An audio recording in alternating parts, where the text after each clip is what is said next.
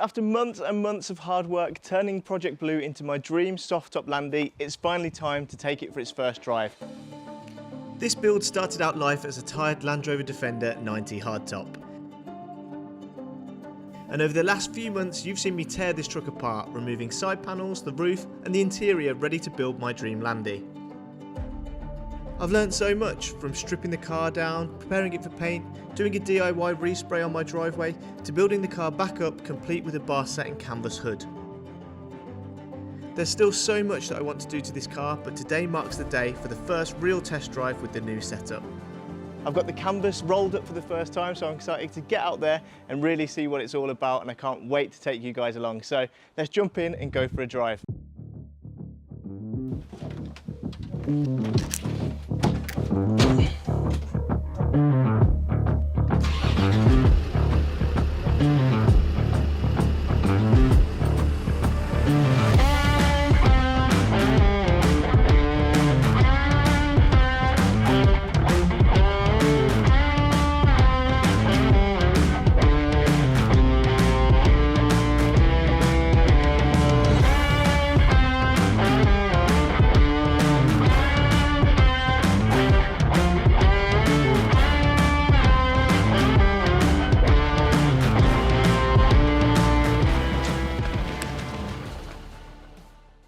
So I've pulled over into what I thought was a quiet lane, but it's good weather and a lot of the guys in soft tops are out hooning around the peaks. But I wanted to pull over to give my real true impressions of driving Blue now I've done the full soft top conversion. I'd done a little bit of shooting around when I hadn't got the canvas top on, but today I've had the full opportunity to really kind of drive Blue out properly into the peaks around some amazing scenery and really test out basically the whole reason that I bought this car was for sunny days like this to be able to roll the canvas top up and yeah, get out into the peaks and enjoy the sun. Jump in it on a Friday after work, get out in the sun with the canvas rolled up, and I've absolutely loved it. There's definitely a few things that I want to tweak and change, and I'll get to those in a minute. But in general, I'm so happy that I've done the conversion. The Exmoor Trim canvas just looks so class, especially when you're out in the peaks where these Defenders are meant to live, driving around with the sun shining, with the canvas rolled up, with all of the other smaller modifications that I've done.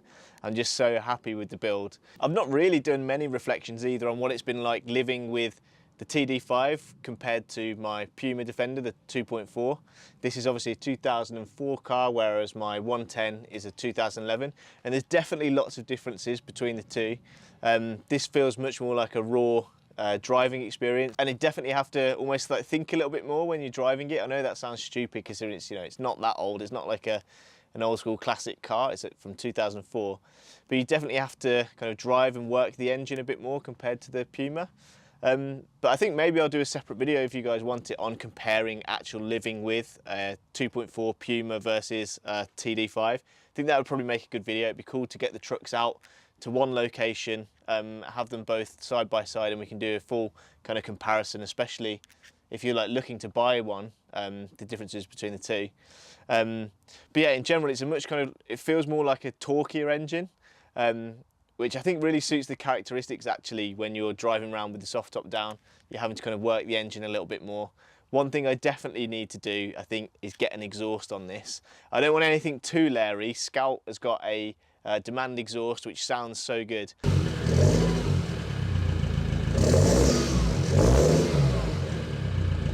I think I want just something a little bit raspier. At the moment you can hear a lot of engine noise, but you don't hear much exhaust note. So I think that's definitely one thing that I need to look at in the future. Getting a demand exhaust on this would be just so class. Sounds so good. Don't want it to obviously inhibit the driving experience inside. I don't want it to be really screaming and shouting, but something that's got a bit of a rasp, a bit of a throatier note to it would be a significant improvement, I think. There's a few other things that I've noticed as well when I've been driving around of things that I definitely want to change and improve. One of those is the suspension setup. I put out a question on my Instagram stories actually asking you guys what is the best suspension setup for a 90, something that's a bit more comfortable, less kind of off-road spec. I'm not really going to be off-roading this car. This is very much for days like this where the sun's shining and we can go out for a quick drive in the peaks. I just want something that's much more comfortable. I think at the moment this has got those big, I think it's Big Bertha Terra Firma shocks on it. I'm not 100% sure, but the ride is so harsh and so crashy. I don't know whether that's part of the shocks and the spring setup. I've not really investigated. I do think that this car's got a very slight lift on it because of that setup. But I definitely need to improve that. These lanes, whilst they're not, you know, they're not really bad, when you're driving around them, especially at speed, you really feel every single bump. And I know it's an old school Defender. They're not meant to be, you know, gliding over bumps and potholes, but I definitely think there's something I could do to the suspension setup just to soften it a little bit and make it feel even kind of more of a cruiser than it currently is. I think especially when I compare it to the ride on Scout, my 110, that is running completely stock suspension and springs. A lot of people ask me actually, well, how have I got the ride height the way it is? That's just all completely stock. That ride's so much more comfortable than this. The other thing is as well, I've swapped the tyres over. So the tyres that were on this, the Cooper STT Pros, I've swapped to Scout. I thought that they may have made a difference to the ride, but they haven't really. There's small differences in kind of the tyre and the road noise. But other than that, the ride is still very much the same. On Scout, I felt like it had improved it a little bit. It felt more soft, but that's probably just the level of air in the tyres. So yeah, one of the things I definitely want to get sorted is the suspension setup. Another thing I'd like to do is investigate whether I should get this car remapped or not. Now, when I bought it, I believe it's got a very subtle remap on it, but I've not really driven that many TD5s other than the handful that I test drove before I bought this one. So I've not got much to compare it against. I've noticed that you definitely have to work the engine to get going. Definitely contrasts that with my 110, my Puma, that's got a remap on it. It definitely shifts, and I know obviously there's differences in the engine, but it doesn't feel as pokey as I thought it might have done. So I think I might explore the opportunity of maybe putting some sort of remap on it. And again, if you guys have got any suggestions for who I should be speaking to for that, let me know. I know there's obviously a live tuning, there's Ian at IRB, there's a few other choices out there.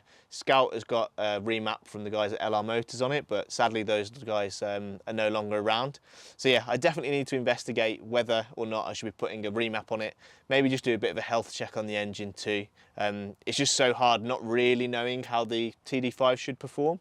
I'm just comparing it and contrasting it with my Puma. But yeah, maybe a remap on the cards, make it a bit pokier, especially on days like this, so you can really kind of give it a go around the lanes. I think that would be really cool. There's a few other things as I've been driving around I've noticed that I definitely want to tweak and change. I've got some rear tub bolts in at the moment that aren't the right size, so they're rattling a lot when I'm driving around. I need to sort out the check strap on this door. At the moment I've wedged a small stone in the hinge, which I know is not right and not great for the paintwork that I've just spent ages doing. But I need to sort the check strap out. Also, the door doesn't quite fit and close perfectly, so I need to have a bit of a fettle with that. I've already had a bit of a play with the heights of the hinges and the heights of the striker, but I can't seem to get it quite right. So if anyone's got any tips on how to hang a half door perfectly, that would be great. Another thing that I'm going to put back on is the ORE wheel carrier. I took it off when I was originally rebuilding the car, and I thought I liked the profile of the Defender without the rear wheel on.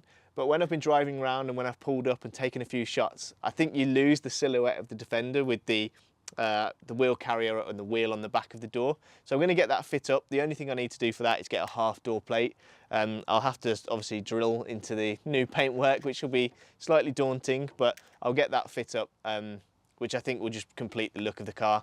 And then I can think, of course, about the wheels and tyres that I mentioned in a previous video, so I can kind of tie all those together and get the look just right. The other thing I'd like to do is put a wooden deck down. I've obviously got the Paintman, the Raptor coating down here, which is really nice, durable, and I really like the finish, but I think it would really kind of finish off the build with a nice wooden teak deck in the back. So that's definitely something that I'm going to look into soon, see if I can maybe try and do a version myself. And also get some bench seats fit in the back is something that I'm really looking into doing. I've got the cool and vintage seats in the front, so if I could get some seats that match that kind of look, some black leather, I think that would look so smart, especially contrasting the idea of that wooden teak deck. So of course there's loads of things that I still want to do to Project Blue, and I'm going to continue to document them on the YouTube channel. But thank you to you guys for all of the suggestions in the comments. I've tried to take them on board and modify and tweak the build where you guys have offered some brilliant suggestions. I'm going to jump back in, continue my drive and make the most of the last few hours of sunshine.